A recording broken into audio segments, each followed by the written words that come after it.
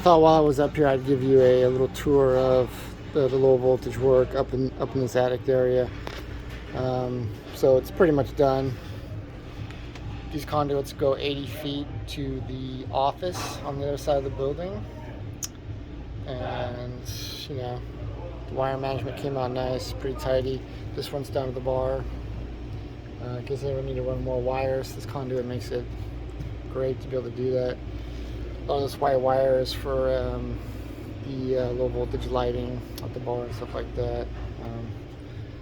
This place had a lot of bells and whistles, a lot of low voltage work, so there was a lot of wiring involved here.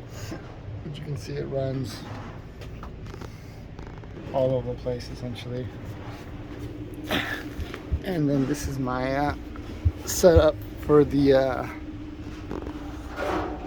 low voltage lighting, the wine cellar bar, and at the point of sale hutches. So yeah, and this is the Govee LED strip lights here. This is the electricians. This will be the heaters for the outside, the Infotech set panel, but that's not my work, but this is all my work right here. So it all came out really nice and clean. Real happy with all that. So yeah, just want to give you a little quick tour of all that. Thanks for watching.